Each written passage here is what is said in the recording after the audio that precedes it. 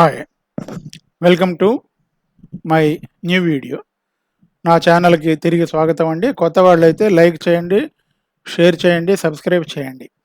ఈరోజు వీడియోలో మేనిఫెస్టేషన్లో చేసేటటువంటి పొరపాట్లు ఏంటి, చాలామంది మేనిఫెస్టేషన్లో చేసే పొరపాట్లు ఏంటి అనేది ఈరోజు ఈ వీడియోలో డిస్కస్ చేయబోతున్నాం. మేనిఫెస్టేషన్ అనగా మనం కోరిన ఫలితాలని పొందటం. మనం కోరుకున్న ఫలితాలను పొందకుండా ఆటంకపరిచే అంశాలు ఏంటి అనేది ఈరోజు మనం డిస్కస్ చేయబోతున్నాం.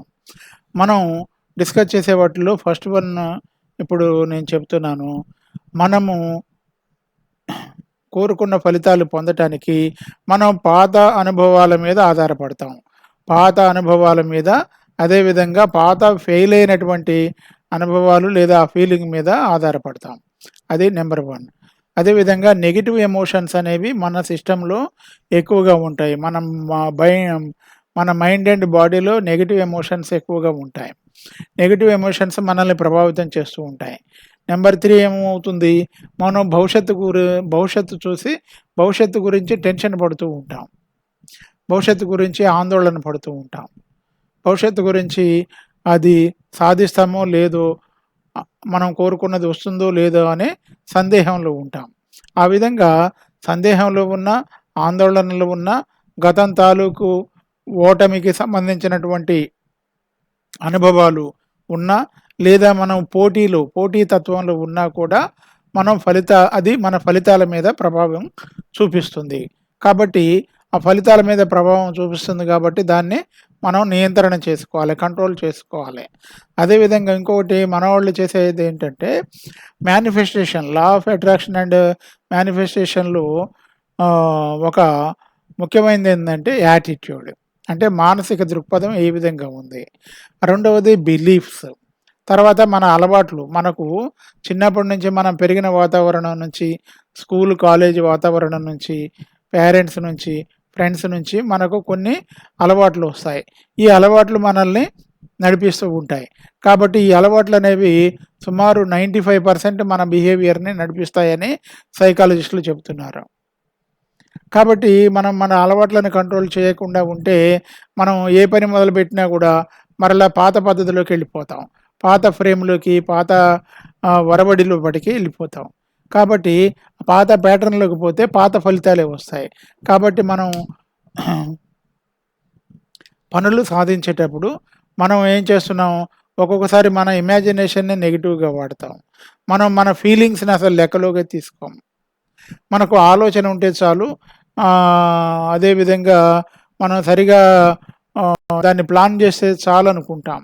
లేదా అతను చేశాడు కాబట్టి మనం అదే పని చేసినా కూడా సరిపోద్ది అనుకుంటాం. కానీ అతను మనసు లోపల ఏం ఫీల్ అయ్యాడు, అతని ఎనర్జీ లెవెల్ ఏ విధంగా మెయింటైన్ చేశాడు, మన ఎనర్జీ లెవెల్ ఎలా ఉంది అనేది చాలాసార్లు మనం చూడం. ఆ విధంగా చూడకపోవటం వల్ల కూడా మనకంటే బలహీనంగా ఉన్న వ్యక్తి ఫలితాలు సాధించినప్పటికీ అదే ఫలితాలు మనం సాధించలేకపోతాం. కారణం ఏంటంటే ఫీలింగ్స్ని మేనిఫెస్టేషన్లో నెగిటివ్గా వాడతాం, లేదా పాజిటివ్గా అసలు వాడటాన్ని ఇగ్నోర్ చేస్తాం. ఫీలింగ్స్ అనేవి మన పనిలో అడ్డం వస్తున్నాయని చెప్పేసి అసలు ఫీలింగ్స్ ప్రమేయం లేకుండా పని చేస్తాం. అది ఒక పెద్ద మిస్టేక్. అదేవిధంగా మనం ఉన్నటువంటి ఈ ప్రపంచం అంతా కూడా 3D ప్రపంచం.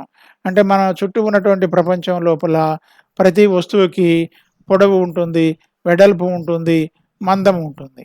ఈ పొడవు, వెడల్పు, మందం ఉన్నటువంటి మన చుట్టూ ఉన్నటువంటి ప్రపంచాన్ని మనము 3D ప్రపంచం అంటాం. ఈ 3D ప్రపంచాన్ని చూసి మనం ఆ 3D వస్తువులే కావాలని కోరుకుంటాం. కానీ ఆ 3D వస్తువులు కావాలన్నా, అసలు మన ప్రపంచంలో లేనిది ఒకటి కావాలన్నా కూడా మనం సృష్టి చేయాలి. మన సృష్టి ఎక్కడ చేయాలి, క్రియేషన్ ఎక్కడ చేయాలి, మన మనోనేత్రంలో చేయాలి. మన మనోనేత్రంలో వాటిని మనం సిద్ధం చేయాలి. ఉదాహరణకి ఒక కార్పెంటర్ దగ్గర పోయి మనం ఒక టేబుల్ కావాలని మనం అడిగినాం అనుకోండి.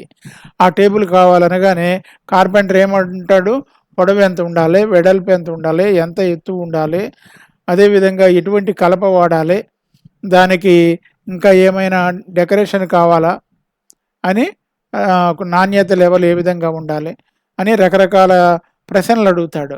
అవే ప్రశ్నలు మనం మన గోల్స్ కోరుకునేటప్పుడు, మన లక్ష్యాలు నిర్దేశించేటప్పుడు మనం అవే ప్రశ్నలు మనం అడగం. ఆ విధంగా అడగకపోవటం వల్ల మన సబ్‌కాన్షియస్ మైండ్‌కి మనం స్పష్టత ఇవ్వట్లేదు. ఆ స్పష్టత ఇవ్వకపోవటం వల్ల ఏమవుతుంది, ఏదో ఒక ఫలితం వస్తూ ఉంటుంది. ఆ ఫలితం మనకు నచ్చలేదని మరలా అనుకుంటూ ఉంటాం. మనం కోరుకున్నటువంటి ఫలితం వస్తుంది. దానితోటి మనం సాటిస్ఫై కాకపోవటం వల్ల మరలా మనలో నెగెటివ్ తత్వం ఇంకా పెరుగుతుంది. ఫలితంగా తర్వాత ఫలితాల మీద అది పడుతుంది. కాబట్టి మనం మేనిఫెస్టేషన్‌లో మన మానసిక దృక్పథాన్ని లెక్కలోకి తీసుకోవట్లేదు. ఆలోచనలని సరిగా కంట్రోల్‌లో పెట్టట్లేదు. తర్వాత బిలీఫ్ సిస్టమ్ లెక్కలోకి తీసుకోవట్లేదు. హ్యాబిట్స్ మీద కంట్రోల్ ఉండట్లేదు. అదేవిధంగా మన ఫీలింగ్స్‌ని, ఎమోషన్స్‌ని సరైన పద్ధతిలో ఉపయోగించట్లేదు. అసలు మేనిఫెస్టేషన్‌లో కొంతమందైతే అంటే మనం కోరుకున్న లక్ష్యాన్ని సాధించటానికి అసలు ఫీలింగ్స్ అడ్డం వస్తాయని, ఫీలింగ్స్ తొలగించాలి అనే భావనలో కొంతమంది ఉన్నారు. నా దగ్గరకొచ్చినటువంటి కౌన్సెలింగ్‌కొచ్చినటువంటి వ్యక్తులు. కాబట్టి ఫీలింగ్స్ అనేవి చాలా అవసరం. అదేవిధంగా థాట్, ఫీలింగ్ 2 కలిసి పని చేయాలి. కాబట్టి ఇవన్నీ కూడా మీరు మనసులో ఉంచుకొని మీ యొక్క గోల్స్‌ని డిజైన్ చేయండి.